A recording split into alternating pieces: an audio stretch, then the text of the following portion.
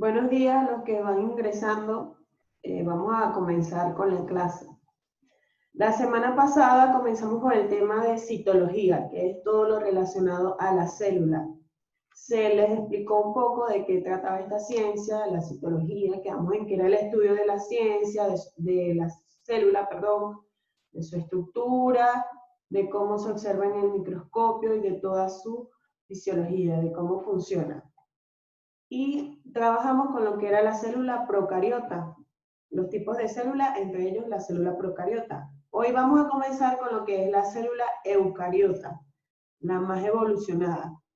Pero la célula eucariota tiene muchísimas más partes que la célula procariota, entonces lo vamos a hacer por partes. Hoy vamos a estudiar lo que es la envoltura celular, todo lo que es la pared celular y la membrana celular. La próxima clase trabajaríamos con el citoplasma y la siguiente la terminaríamos con el núcleo. Entonces hoy vamos a comenzar con todo lo que es la envoltura celular, todo lo que está recubriendo a esa célula. Voy a colocar las diapositivas, me avisan si las ven. ¿Ven las diapositivas? Sí, profe, sí se logra ver bien. Ok, gracias. Entonces vamos a comenzar con lo que es la célula eucariota.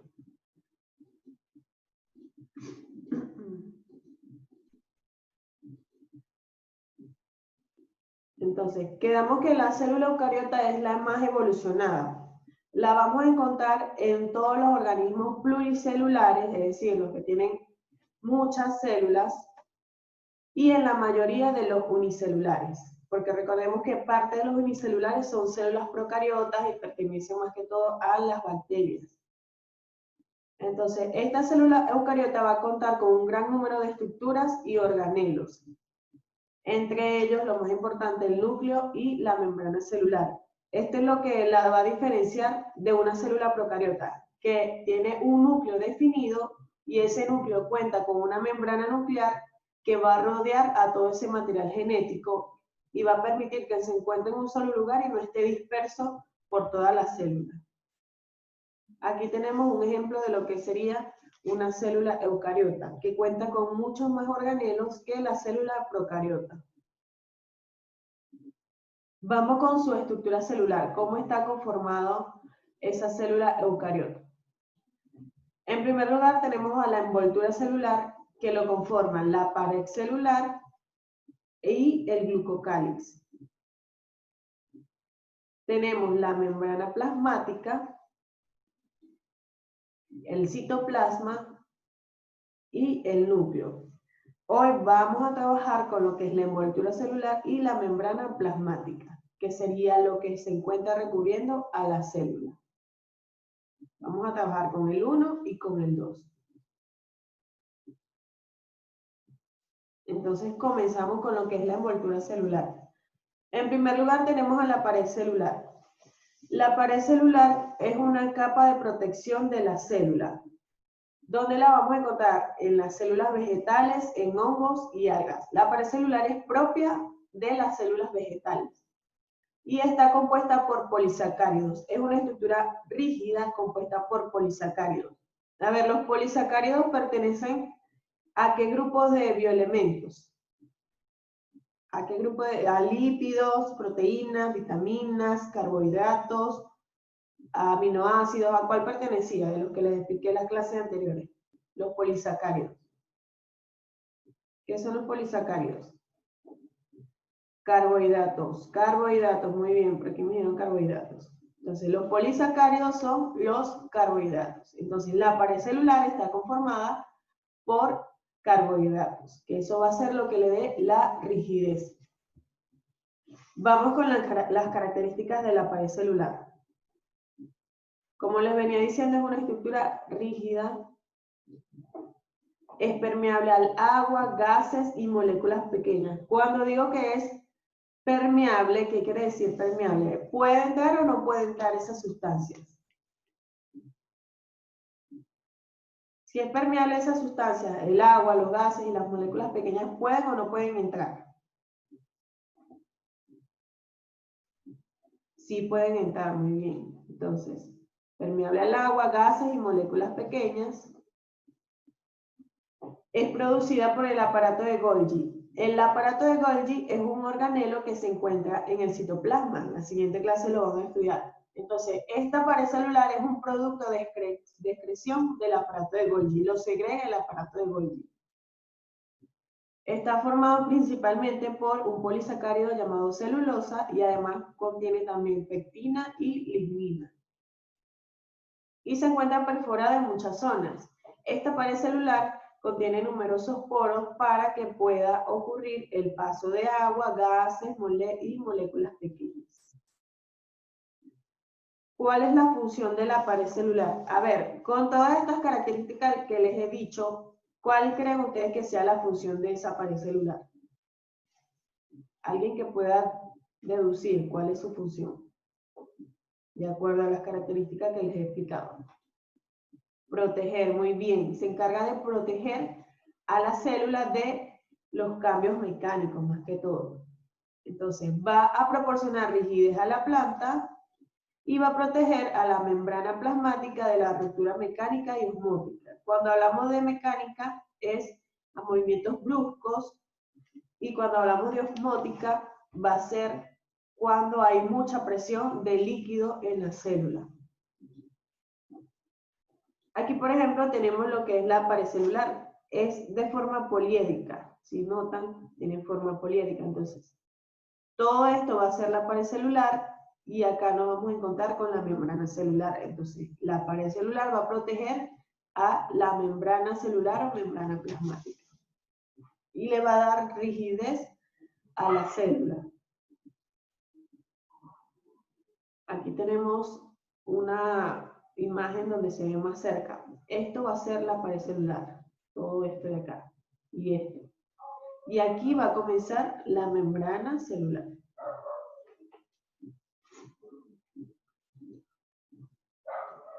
Vamos ahora con el glucocálix. La pared vegetal es propia de las células vegetales. El glucocálix va a ser propio de las células animales. Recuerden que en las eucariotas tenemos dos tipos de células, vegetales y animales. Entonces, el glucocálix es una barrera de protección para la célula. Al igual que la pared celular, representa una barrera de protección. Pero esta es una cubierta más delgada, es una cubierta delgada y externa. No es tan rígida como la pared celular. Y como les dije, es propia de las células animales. ¿Cuáles son las características de este glucocálix? Está formado por glucoproteínas y polisacáridos. Cuando hablamos de glucoproteínas, son proteínas asociadas a carbohidratos. Es la unión de una proteína con un carbohidrato. Me van a formar glucoproteínas.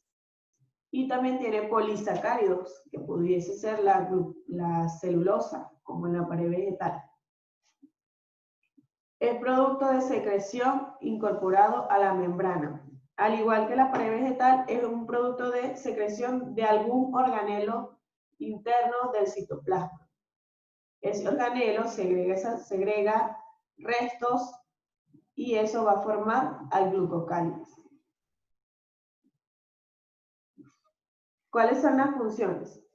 Igualmente va a brindar protección a la membrana celular, va a permitir la filtración celular, es decir, la entrada y salida de sustancias, y permite el reconocimiento molecular y celular.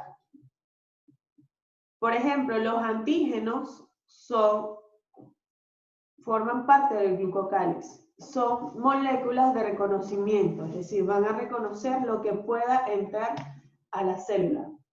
Llega una sustancia a la célula, ese glucocálix se va a encargar de reconocer esa sustancia para poder incorporarla al interior de la célula.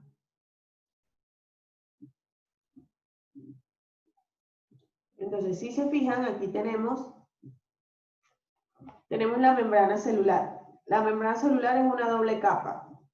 Tiene fosfolípidos acá y fosfolípidos acá. Es una doble capa.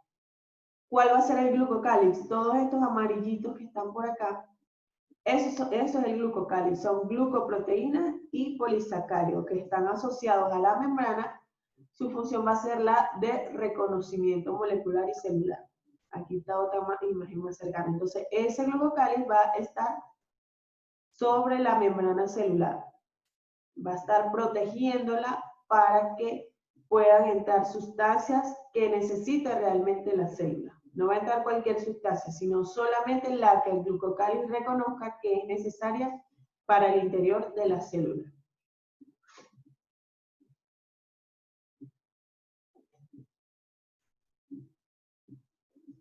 Ahora seguimos con lo que es la membrana plasmática. Entonces ya vimos la principal estructura de las células vegetales y de las animales. Aquí me preguntan si tienen que copiar las diapositivas en el cuaderno. Tienen que copiar sus apuntes, no tal cual como en las diapositivas, pero copien lo que a ustedes les parece importante, lo van copiando en su cuaderno. Entonces continuamos. Ya vimos la principal estructura de la célula vegetal y la animal. En la vegetal es la pared celular y en la animal es el glucocáliz. Ahora vamos a lo que sigue, que sería la membrana celular o membrana plasmática, que es igual en la célula animal y en la célula vegetal. Entonces, esta membrana celular es un conglomerado molecular, es decir, está conformado por muchos tipos de moléculas. Es todo un sistema de moléculas. Es una capa que se encuentra en la superficie celular, que se va a encargar de controlar el intercambio de materia y energía, es decir, controla todo lo que entra y sale de la célula. ¿Cuáles son sus características? En primer lugar, está presente en todas las células, porque está en las células animales, células vegetales, y también la observamos en las células procariotas. Es semipermeable. Cuando decimos que es semipermeable, entonces ¿a qué nos referimos? Ya dijimos lo que era permeable. Entonces, ¿qué es semipermeable? A ver, ¿quién me dice?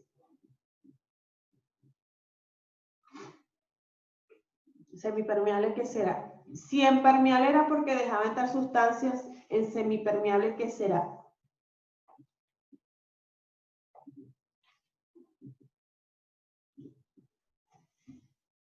Aquí dice que no, impermeable es que no deja pasar, ajá, pero semipermeable,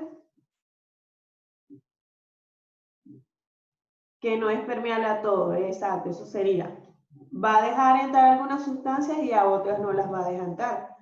Entonces se habla de que, muy bien, dejar pasar algunas cosas, las necesarias, muy bien, es decir, cuando dice que es semipermeable es porque va a entrar solo lo necesario, solo lo que necesite la célula. Entonces se puede hablar de que es semipermeable o de que tiene una permeabilidad selectiva, es decir, ella selecciona lo que va a entrar. Unas sustancias se quedan por fuera, otras sí entran. A eso nos referimos con semipermeable o permeabilidad selectiva. Ella escoge lo que va a entrar y lo que no va a entrar. Así, con esto de la semipermeabilidad, se va a encargar de separar sustancias. Separa lo que se necesita y lo que no se necesita. Dentro de sus funciones tenemos que controla de manera selectiva la entrada y salida de materiales. Esa es su principal función, controlar la entrada y salida de sustancias en la célula.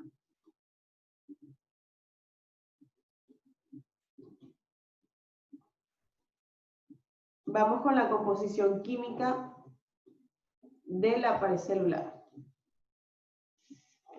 Aquí tenemos, composición química de la membrana celular. Aquí tenemos una membrana celular, aquí tenemos la imagen.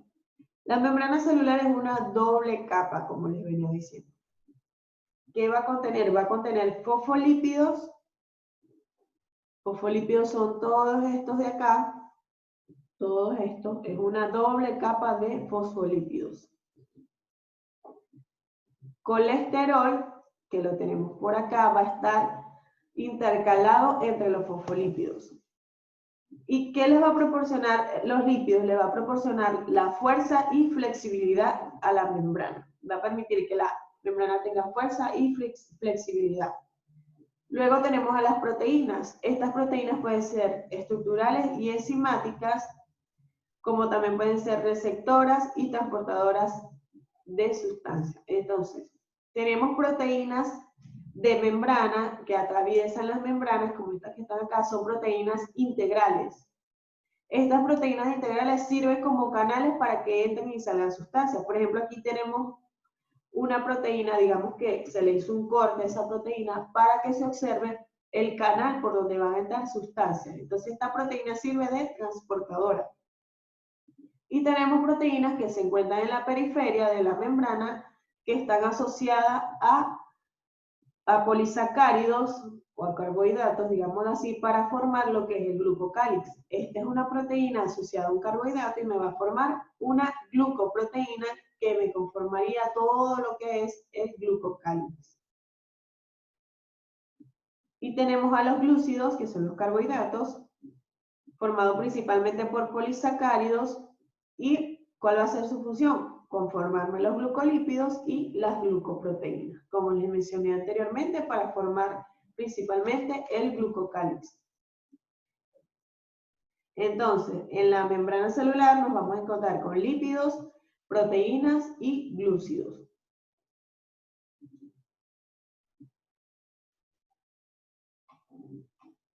Vamos ahora con lo que es el modelo del mosaico fluido. Cuando hablamos del modelo del mosaico fluido, ese es el nombre que se le da a la estructura molecular de la membrana plasmática. Así lo llaman, modelo del mosaico fluido. ¿Por qué mosaico? Porque, como les dije, es un conglomerado molecular. Tiene muchos tipos de moléculas. Tiene lípidos, proteínas y tiene glúcidos. Entonces, por eso se le dice que es un mosaico. Entonces vamos a hablar de lo que trata esta estructura molecular o este modelo del mosaico fluido. Él fue propuesto por Singer y Nicholson en el año 1972. ¿Qué planteaban ellos? Que la membrana celular es una bicapa lipídica. Bicapa quiere decir doble capa lipídica de lípidos, una doble capa de lípidos que se enganchan e incrustan, en el que se enganchan e incrustan moléculas proteicas principalmente que sirven de canales transportadores. Estas proteínas van a ser de forma globular. También tiene lípidos polares, es decir, va a tener una cabeza y una cola que puede ser hidrofóbica o hidrofílica. Como ven aquí, tiene polos hidrofóbicos e hidrofilos. Entonces, aquí tenemos lo que es la membrana, como les expliqué ya anteriormente en las otras diapositivas, toda su composición, glucoproteínas, proteínas integrales, proteínas de membrana y los fosfolípidos. Entonces, todos estos que están acá, que me conforman la bicapa, son los fosfolípidos. Estos fosfolípidos van a tener una cola hidrofóbica y una cola hidrofílica. Entonces, como son de diferentes cargas, por eso, las cargas iguales se van a traer aquí y las otras se van hacia el contrario. Por eso se ve de esta manera, la cola va hacia el centro y la cabeza va hacia afuera.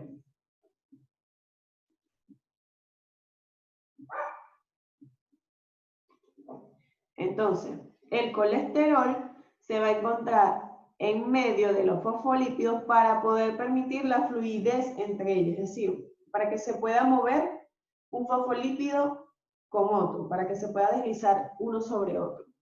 Entonces, tenemos que los fosfolípidos tienen una cola hidrofóbica y una cola hidrofílica. Vamos con las propiedades.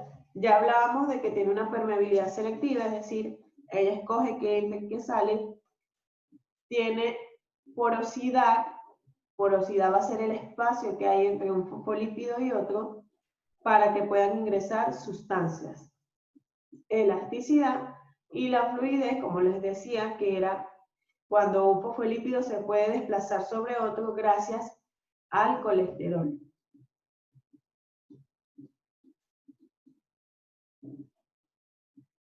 Entonces, ahora vamos a explicar lo que es el transporte a través de la membrana, porque hemos dicho mucho que entra y sale sustancias, pero ¿cómo ocurre esa entrada y salida de sustancias? ¿Cómo ocurre ese transporte? Tenemos dos tipos de transporte. Tenemos el transporte pasivo, que se da sin gasto de energía y va a favor de un gradiente de concentración, que es como que si nadáramos en el sentido de la corriente. Hay un tipo de transporte pasivo que se llama difusión. Este puede ser simple o puede ser facilitado. Cuando hablamos de difusión simple, nos referimos a la ósmosis y a la diálisis. El transporte pasivo de difusión simple, en la ósmosis se transportan moléculas de agua, es decir, van a entrar a las células moléculas de agua, sin gasto de energía. No se va a utilizar moléculas de energía. Y en la diálisis van a entrar solutos, es decir, van a entrar moléculas de mayor peso molecular. Luego tenemos la difusión facilitada. La difusión facilitada es cuando las sustancias son insolubles y necesitan un transportador. En este caso vamos a usar las proteínas de canal. Las proteínas que se encontraban entre la membrana, que les mostré que tenían un canal, esas son las que se van a usar para la difusión facilitada. Ellas van a ayudar a que entren esas sustancias que son insolubles. Esta difusión facilitada se puede dar de dos maneras: por un canal regulado por ligando y por un canal regulado por voltaje. Entonces, un ligando va a ser una sustancia de reconocimiento. Va a reconocer esa sustancia y va a permitir que ese canal de la proteína se abra. Allí es donde va a entrar la molécula. Entonces, esa proteína va a ser quien la ayude a ingresar al interior celular. Y en un canal regulado por voltaje, aquí hablamos de un gradiente electroquímico, cuando se invierten las cargas. Siempre en la membrana celular, las cargas externas van a ser positivas y las cargas internas van a ser negativas. ¿Qué va a ocurrir? Se va a polarizar la membrana, es decir, se van a invertir las cargas y allí es donde se va a dar paso a esa molécula para que la molécula pueda ingresar. Entonces, la difusión facilitada se da de dos maneras: por un receptor que se vaya ligando o por un cambio de voltaje en la membrana celular. Pero va a estar ayudada por una proteína integral, una proteína de canal. Entonces, la simple ocurre sin transportador y la facilitada cuando se necesita de un transportador. Vamos con el transporte activo. El transporte activo sí se da con gasto de energía y va en contra del gradiente de concentración. Es como que nadáramos en contra de la corriente. Cuando hablamos de gasto de energía, nos referimos a una molécula que se llama ATP. El ATP es el adenosintrifosfato. ATP es la molécula de energía de las células. Esa es la energía que vamos a utilizar allí, ATP. Se puede dar de dos maneras: por bomba y en masa. Un ejemplo de una bomba sería la bomba sodio-potasio. Esta bomba sodio-potasio es la que regula casi todas las funciones metabólicas de los organismos. ¿De qué manera ocurre? Van a ingresar 2 potasios a la célula y van a salir 3 sodios para regular el equilibrio osmótico o para mantener un equilibrio osmótico de la célula. Entonces, en la bomba sodio-potasio entran 2 potasios y salen 3 sodios. Entonces aquí tenemos como en la membrana celular, aquí tenemos la doble capa. Fosfolípidos aquí, fosfolípidos acá. A través de una proteína van a salir 3 sodios y van a entrar 2 potasios. Utilizando energía, aquí tenemos ATP. ATP significa adenosintrifosfato. Es una molécula de energía. Entonces, esa entrada y salida de sodio y potasio está regulado por la molécula de energía. Si no hay energía, no puede salir.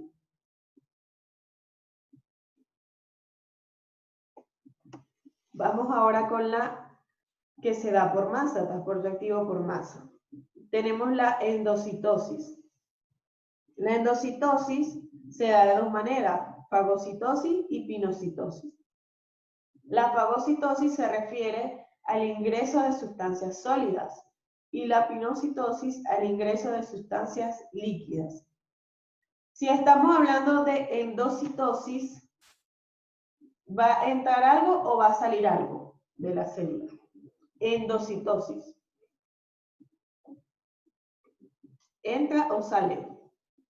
¿Entra o sale sustancia? Entran sustancias. Endo significa dentro. Entonces, en la endocitosis entran sustancias. Mediante la fagocitosis entran sustancias sólidas y mediante la pinocitosis entran sustancias líquidas. Tenemos la exocitosis. Aquí tenemos un ejemplo de endocitosis. Fagocitosis es cuando en la membrana se forma una invaginación o una depresión. Eso va a terminar englobando esa partícula, esa molécula, hasta que la ingresa al interior celular. Igualmente pasa en la pinocitosis, pero con sustancias líquidas. La membrana va a englobar eso y lo va a ingresar a la célula. Luego tenemos la exocitosis. Entonces en exocitosis hablamos de entrada o de salida.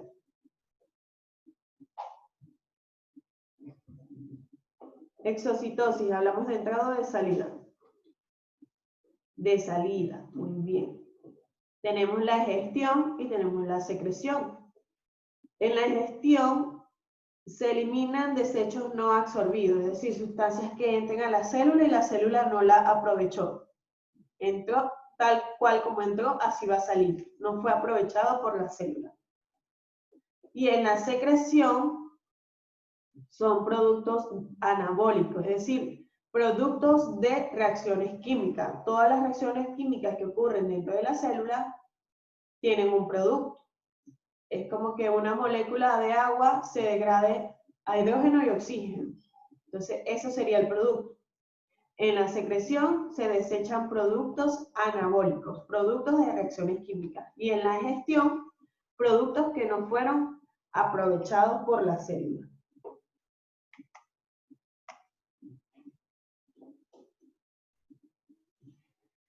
Muy bien, ya con esto terminaríamos todo lo que es la envoltura celular. Como les dije, ya para la semana que viene trabajaríamos con lo que es el citoplasma, que son todos los organelos celulares. Todos los organelos que se encuentran dentro del citoplasma, lo que es el cloroplasto, mitocondrias, aparato de Golgi, retículo endoplasmático. Ya con esto terminaríamos lo que es la envoltura celular. Hoy no les voy a dejar tareas, sí les voy a subir las diapositivas y el video, pero no les voy a dejar tareas porque no hemos terminado el tema completo. Desarrollaríamos el libro a terminar todo lo que es envoltura celular, citoplasma y núcleo.